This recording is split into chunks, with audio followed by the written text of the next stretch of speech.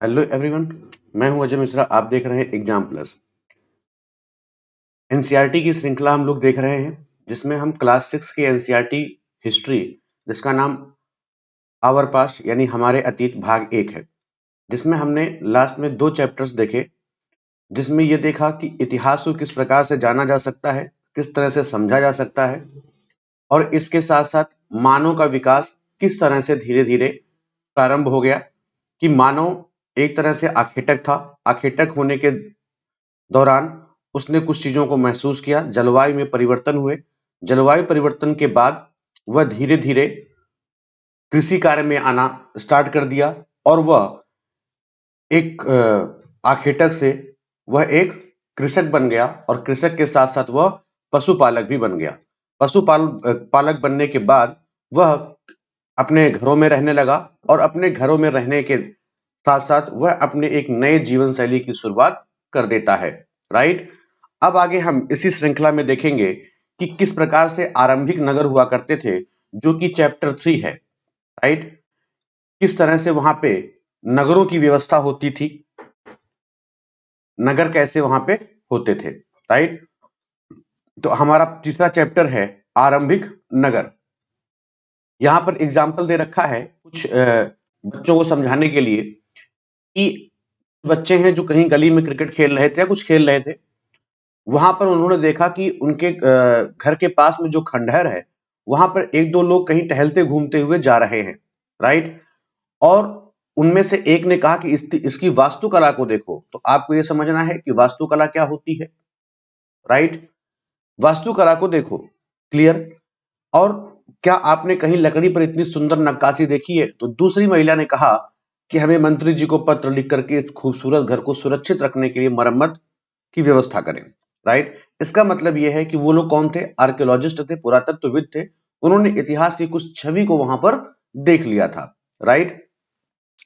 इसके बाद आधुनिक नगरों की बात करें तो सबसे चर्चित नाम आता है हड़प्पा। राइट। और यह भी कहा जाता है कि अक्सर जो पुरानी इमारतें होती हैं, वो अपनी कहानी खुद ब खुद बता दिया करती हैं। करीब 150 साल पहले जब पंजाब में पहली बार रेलवे लाइन बिछाई जा रही थी, हमने लास्ट लेक्चर्स में चर्चा की कि लगभग 150 साल पहले ही ट्रेन आए। राइट। तो जब वहां पर यह बिछाया जा रहा था, तो खुदाई के दौरान जो वहां के इंजीनियर्स थे, उनको अचानक से एक जगह मिला। अब ये नहीं कह सकते वो हड़प्पा पुरा स्थल उस समय रहा होगा, बाद में उसका नाम हड़प्पा पुरा स्थल पड़ा, लेकिन उस टाइम पर उसका नाम हड़प्पा पुरा स्थल नहीं था। लेकिन आधुनिक पाकिस्तान में उन्हें कुछ ऐसे गड्ढे, ऐसे अंदर जो है दीवारें मिली, और वहां से उन्हें अच्छी ईंटें मिली। यह सोच करके हड़प्पा के खंडरों से हजारों ईंटें और मकान जो है उखाड़ दिए गए, और वहां पर लाइनें बिछा दी गई। कुछ भी पता नहीं चल पाया। तो इससे क्या हुआ कि कई तरह के जो खूबसूरत मकान थे, जो इमारतें थी, वो धीरे धीरे वो क्या हो गई? नष्ट हो गई। लेकिन उसके बाद लगभग 80 साल पहले, आपने सुना होगा 1900 समथिंग में, राइट, कुछ 1922 21-22 के दौरान दयाराम साहनी और कुछ ऐसे लोग जाकर के वहां पर हड़प्पा स्थल की खोज करते हैं। लेकिन यहां पर अभी हम ये मान के चलते हैं, हमें अभी कुछ नहीं पता। राइट।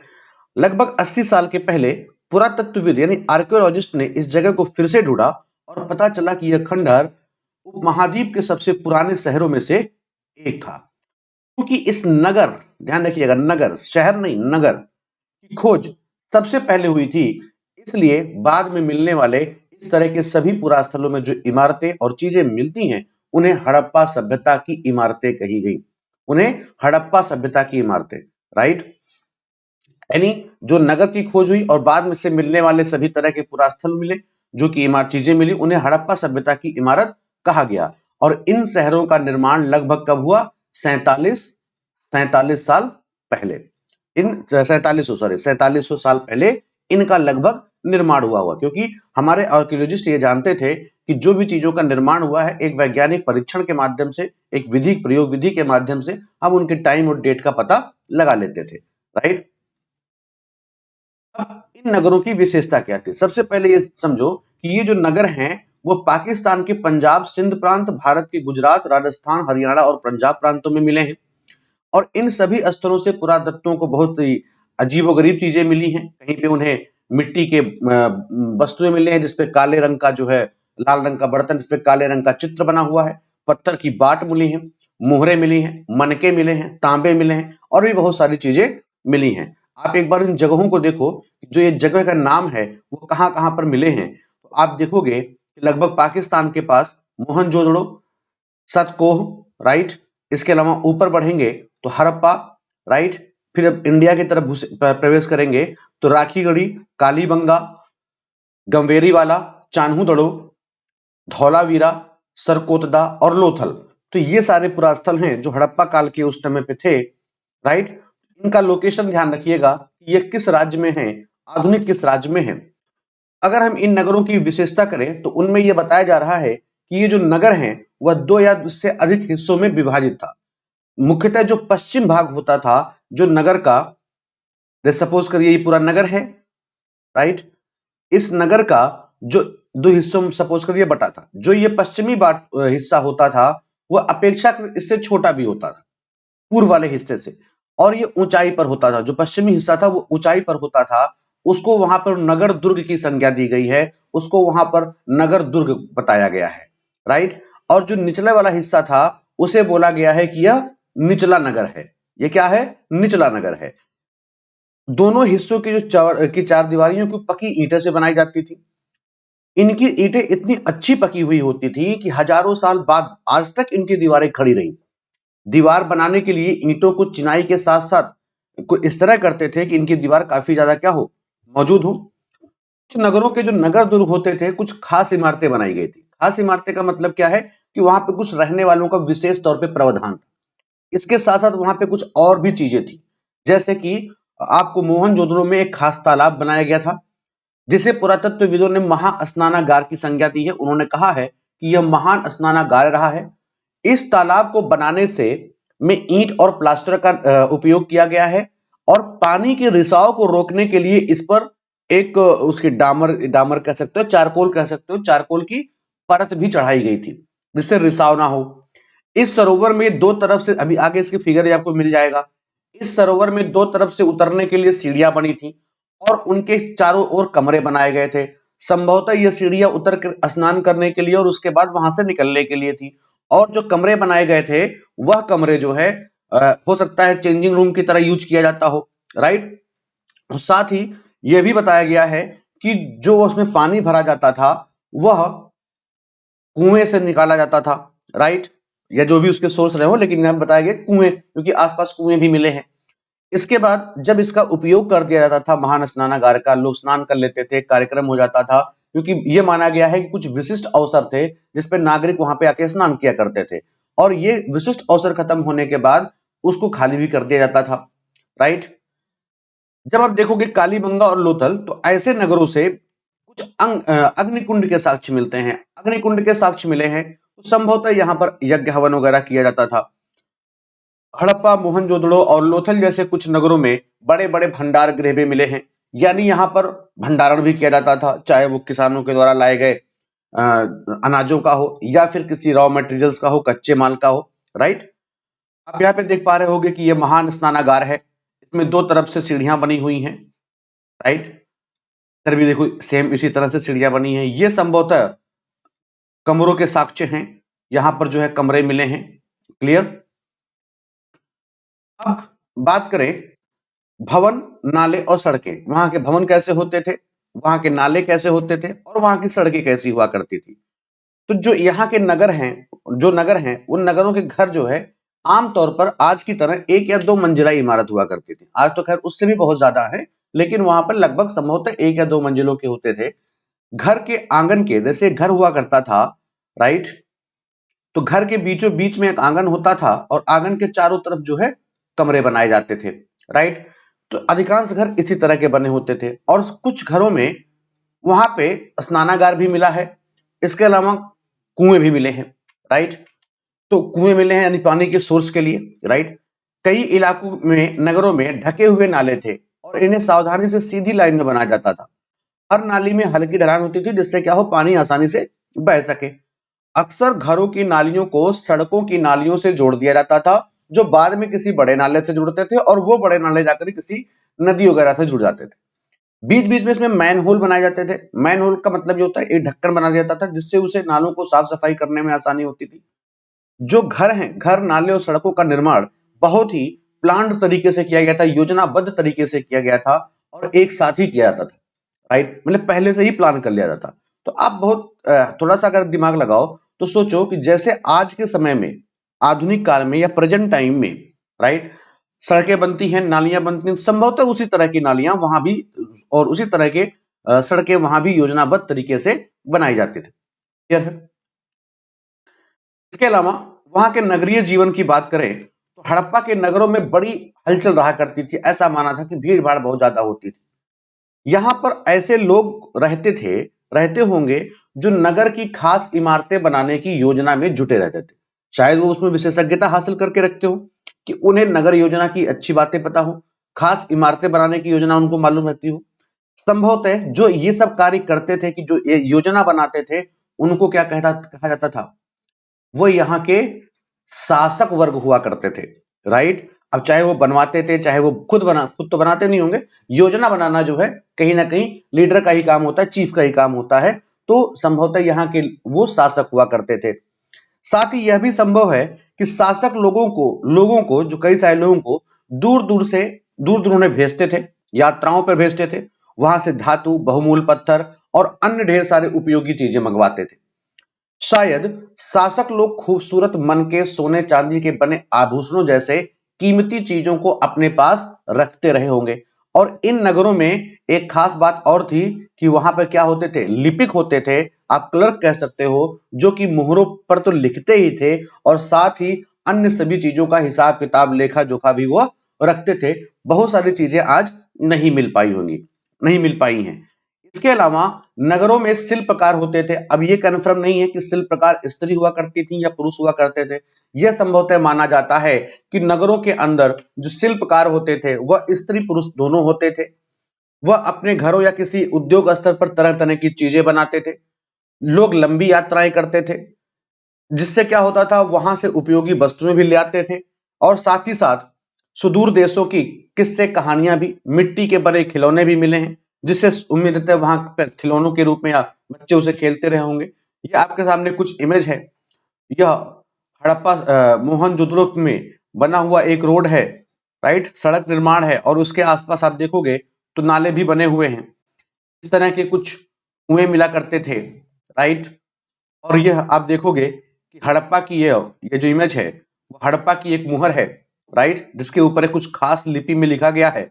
जानवर के चित्र भी है, राइट? बहुत सारे लोग इसे पढ़ने का प्रयास किए लेकिन अभी तक पढ़ नहीं पाए। यह मिट्टी या थोड़े मोटे कुछ पत्थरों से बने हुए पके हुए खिलौने हैं, राइट? अब आए नगर और नए शिल्प के बारे में। नया शिल्प आप यहाँ पे देख सकते हो कि ये पत्थर के बाट हैं, राइट? और ये सब भी हैं। इसे जो है मनके वगैरह बोलते थे, जिसमें छेद हुआ करता था, उसे माला बना के लोग पहना करते थे, राइट? तो आप देखोगे तो हड़प्पा से नगरों से बहुत सारे कुछ ऐसी चीजें मिली हैं जिसके बारे में अभी भी लगातार अध्ययन जारी है। पुरातत्व को जो चीजें वहां मिली उनमें से अधिकतर पत्थर, शंख, तांबे, कांसे, सोने और चांदी जैसी धातुओं से बनी है। तांबे और कांसे से औजार, हथियार, गहने और बर्तन बनाए जाते थे। सोने और चांदी से गहने और बर्तन बनते थे। यहां पर मिली जो सबसे आकर्षक वस्तुओं में मनके, बाट और फलक है, राइट? हड़प्पा सभ्यता के लोग पत्थर की मुहरें बनाते थे और इन आयताकार मुहरों पर, आपको आयताकार मुहरें दिख गई होंगी, पिछले अध्याय में भी देखा गया था। सामान्यतः जानवरों के चित्र मिलते हैं।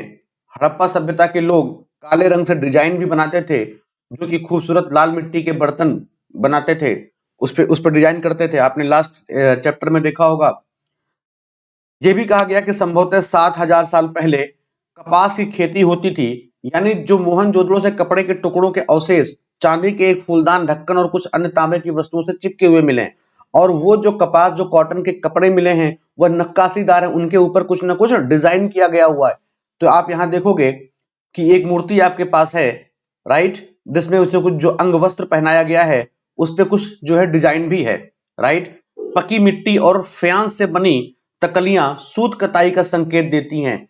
फ्यांस एक आप कह सकते हो हस्त निर्मित आर्टिफिशियल धातु है, जिसमें कुछ विशेष प्रकार के बालू और इसमें कुछ गोंद वगैरह मिला करके, कुछ चिपचिपे पदार्थ मिला करके इसको बनाया जाता था, तैयार किया जाता था। अभी आगे हम इसके बारे में थोड़ा सा बताएंगे। इनमें से अधिकांश वस्तुओं का निर्माण विशेषज्ञों द्वारा किया जाता था। विशेषज्ञ क्या होते थे?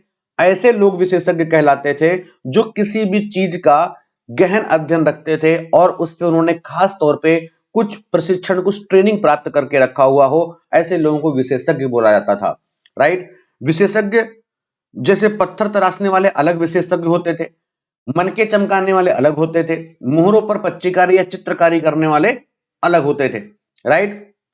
जैसे अभी आपने ऊपर देखा कि उसमें आकर्षक रंग से किसी एक व्यक्ति की बनाई गई है मूर्ति, उसमें दाढ़ी वगैरह को अच्छे से बनाया गया है, तो ये जाहिर सी बात है किसी ना किसी विशेषज्ञ मूर्तिकार का ही कार्य हो सकता है। राइट। इसके अलावा अगर हम बात करें तो हर व्यक्ति ये बता रहा है कि विशेषज्ञ नहीं होता। हमें यह पता नहीं है कि क्या सिर्फ पुरुष विशेषज्ञ होते थे या फिर महिलाएं भी होती थी, ऐसे कामों के लिए प्रशिक्षण प्राप्त करती थी, या फिर महिलाएं भी प्रशिक्षण प्राप्त करती थी। लेकिन अभी हम यहाँ पे यही मान के चलेंगे कि महिलाएं और पुरुष दोनों ही इस काम में क्या थे? दक्ष थे। राइट। आगे आप देखो, फैंस, पत्थर और शंख प्राकृतिक तौर पे मिलते थे, लेकिन फैंस को कृत्रिम रूप से तैयार करते थे। बालू या फिर एक विशेष प्रकार का स्फटिक पत्थर के चूर्ण को गोंद में मिलाकर उससे वस्तुएं बनाई जाती थी। उसके बाद उन वस्तुओं पर चिकनी परत चढ़ाई जाती थी। इस चिकनी परत का जो कलर होता था वह नीला या हल्के समुद्री रंग का होता था। फैंस चिकनाई में अच्छा था, चमकदार था, दिखने में अच्छा था, तो इस वजह से फैंस का प्रयोग मनके, चूड़ियां, आभूषण, छोटे बर्तन बनाने का कार्य किया जाता था। अब कच्चे माल की खोज में लोग क्या क्या करते थे? पहला सवाल ये उठता है कि कच्चा माल कहते किसे हैं? कच्चा माल वह है जो कि प्राकृतिक रूप से मिले या फिर किसी के द्वारा उसको उगाया जाए, या आप ये कह सकते हो कि किसानों के द्वारा उगाया जाए। या जैसे आप कपड़े बनाते, कपड़े पहनते हो, कपड़े कॉटन होते हैं, कॉटन कपास की खेती होती है, तो वो जो कपास है वो क्या है? वो रॉ मटेरियल है, वह एक कच्चा माल है। राइट। तो किसान या पशुपालक उसका उत्पादन करते थे। जैसे लकड़ी या धातुओं के अयस्क प्राकृतिक रूप से उपलब्ध हैं, और मिसाल के तौर पर आप कहो तो किसान द्वारा पैदा किए गए कपास कच्चा माल है, जिसके बाद कताई बुनाई कर कपड़ा पहना जाता था। हड़प्पा के लोग को भी कई चीजें वहीं मिल जाती थी, लेकिन तांबा, लोहा, सोना, चांदी और बहुमूल्य पत्थर जैसे वो दूर दूर से क्या करते थे? आयात करते थे। राइट। आपको यहाँ पे दो इमेज दिख रही होंगी, पहले हम इमेज के बारे में क्लियर कर दें। यह एक आयताकार क्या है? एक आयताकार मुद्रा कह सकते हो, मोहर कह सकते हो। राइट। और आप यहाँ पे देखो, एक पहिएदार कुछ खिलौने बनाए गए हैं। मतलब यह है कि जब मानव नए जीवन प्रणाली को जीना सीख चुका था, तो हड़प्पा सभ्यता के लोग आयात के लिए, छोटी थोड़ी दूरी जाने के लिए, ज्यादा दूरी जाने के लिए कुछ इस प्रकार की चीजों का भी उपयोग करते रहे होंगे। राइट। इसके अलावा आप यहां नीचे देखो तो एक पत्थर का जो है हल मिला है, तो संभवतः जो हड़प्पा सभ्यता के लोग थे वह लकड़ी के हलों का प्रयोग करते थे जुताई के लिए। ठीक है। तो अब यहां पर देखते हैं कच्चे माल। राइट। तो हड़प्पा के लोग तांबे का आयात संभवतः कहां से करते थे? आज के राजस्थान से। यहां तक कि पश्चिम एशियाई देश ओमान से भी तांबे का आयात किया जाता था। कांसा बनाने के लिए तांबे के साथ मिलाई जाने वाली जो धातु होती थी, जिसे टिन बोलते हैं, उनका आयात आधुनिक ईरान और अफगानिस्तान से किया जाता था। सोने का आयात आधुनिक कर्नाटक और बहुमूल्य पत्थर का आयात गुजरात, ईरान और अफगानिस्तान से होता था। राइट। अब बात करते हैं कि नगरों में रहने वालों के लिए भोजन। तो जाहिर सी बात, जो लोग नगरों में रहते थे वो व्यापार में ज्यादा मशगूल थे। राइट। नए नए चीजों का उत्पादन करते थे, उनका आयात निर्यात करते थे, तो भोजन के लिए उनके पास समय नहीं था। तो लोग नगरों के अलावा जो कुछ लोग थे गांव में रहा करते थे, और वे अनाज उगाते थे, जानवर पालते थे। किसान और चरवाहे ही शहरों में रहने वाले जो शासक थे, जो लेखक थे, जो दस्तकार थे, जो शिल्पकार थे, जो लिपिक थे, इन सभी लोगों को क्या करते थे? भोजन पहुंचाने का कार्य करते थे। पौधों के अवशेषों से यह पता चलता है कि हड़प्पा के जो लोग थे वह गेहूं, दाल, जौ, मटर, धान, तिल, सरसों, ये सारे पौधों को क्या करते थे? उगाते थे। इन अनाजों को उगाते थे, कह सकते हो। राइट। यहाँ पे ये भी लिखा हुआ है कि जमीन की जुताई के लिए हल का प्रयोग नई बात थी। हड़प्पा काल के लोग तो नहीं, हल तो नहीं बचा पाए क्योंकि संभवतः लकड़ी से होते थे, लेकिन हल के आकार के खिलौने मिले हैं। इस क्षेत्र में बारिश कम होती है, इसलिए सिंचाई के लोग लोगों ने कुछ तरीके अपनाए होंगे, संभवतः पानी का संचय किया जाता होगा और जरूरत पड़ने पर उसे फसलों में ये उपयोग में लाया जाता था। हड़प्पा के लोग गाय, भैंस, भेड़, बकरियां पालते थे। बस्तियों के आसपास तालाब और चारागाह होते थे, लेकिन सूखे महीनों में मवेशियों के झुंडों को चारा पानी की तलाश में दूर दूर तक ले जाया जाता था। वे बेर जैसे फलों को इकट्ठा करते थे, मछलियां पकड़ते थे और हिरण जैसे जानवरों का शिकार भी करते थे। यहाँ पर हम बात करें तो गुजरात का एक कच्छ एरिया है, जहां पर हड़प्पा कालीन नगर का सूक्ष्म निरीक्षण मिलता है। कच्छ के इलाके में खादिर बेत एक जगह है, वहां के किनारे धौलावीरा नाम का एक नगर बसा था। वहां पर साफ पानी मिलता था और जमीन काफी ज्यादा क्या होती थी, उपजाऊ होती थी।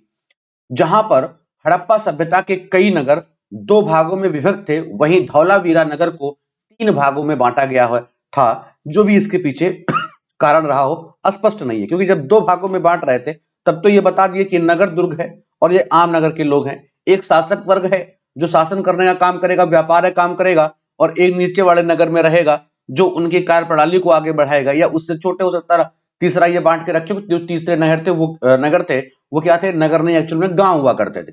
हो सकता है कुछ ऐसा रहा हो, कोई बात। खैर, इसके अलावा इसके जो हर हिस्से थे चारों ओर से ऊंची ऊंची मजबूत दीवारें बनाई गई थी। अंदर प्रवेश करने के लिए नगरों में एक बड़े प्रवेश द्वार हुआ करते थे।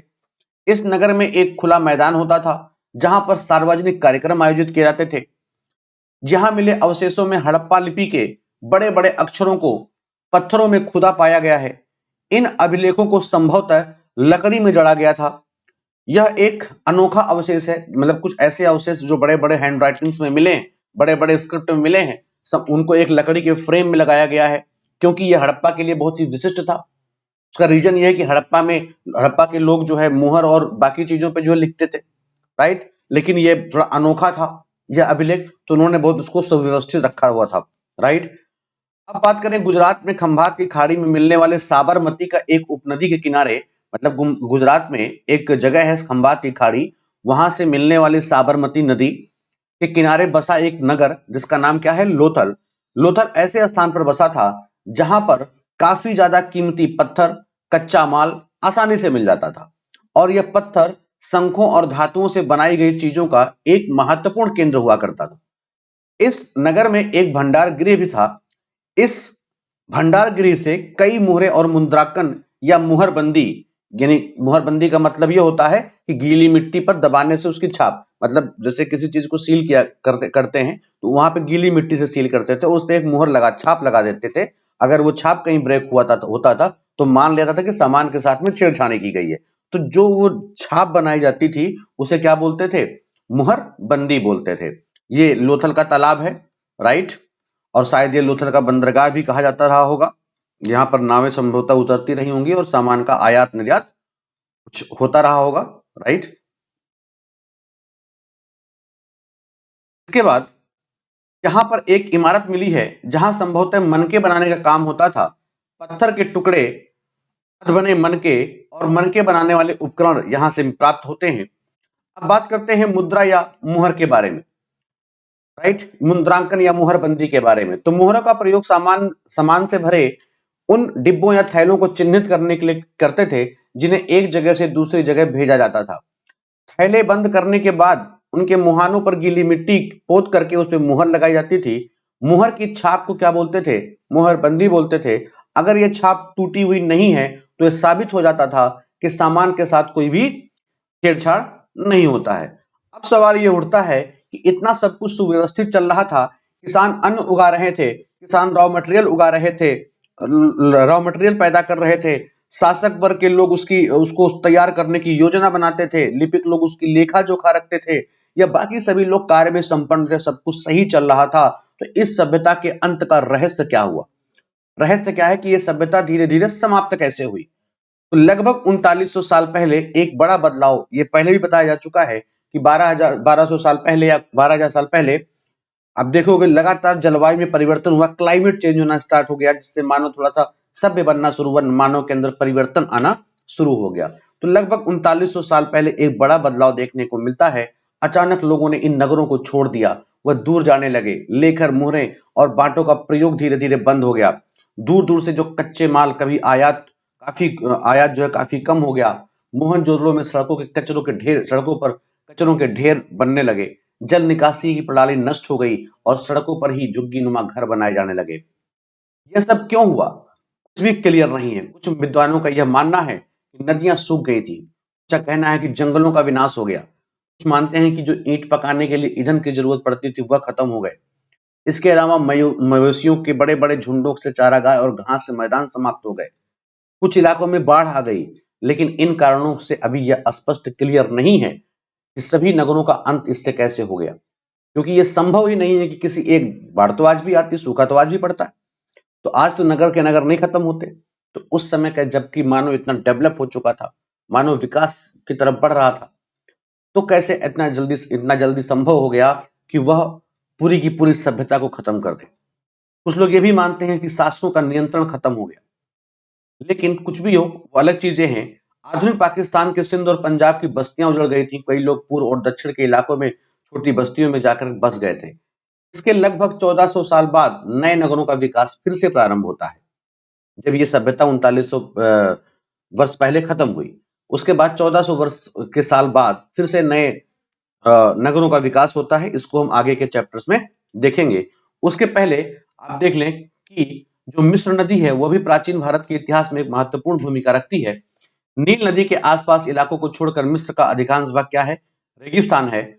5000 वर्ष पहले मिस्र में शासन करने वाले राजाओं ने सोना, चांदी, हाथी दांत, लकड़ी और हीरे जवाहरात लाने के लिए सेनाएं अपनी दूर-दूर से भेजा करते थे। इन्होंने बड़े-बड़े मकबरे बनवाए, जिसे पिरामिड के नाम से जाना जाता है। जो ये मकबरों को ही पिरामिड कहा जाता है। राजाओं के मरने पर उनको शवों को इन्हीं पिरामिडों में दफनाकर सुरक्षित रखा जाता था। इन शवों को मम्मी भी बोलते हैं और इन शवों के साथ-साथ उनके अनेक चीजें दफनाई जाती थीं, जिनमें खाद्यान्न, पेय, वस्त्र, गहने, बर्तन, वाद्य यंत्र, हथियार ये सारी चीजें मिले हैं। कभी-कभी शवों के साथ उनके सेवक और सेविकाओं को भी दफना दिया जाता था। दुनिया के इतिहास में शवों को दफनाने की परंपरा देखते हुए मिस्र में सबसे ज्यादा धन दौलत खर्च किया जाता था। राइट?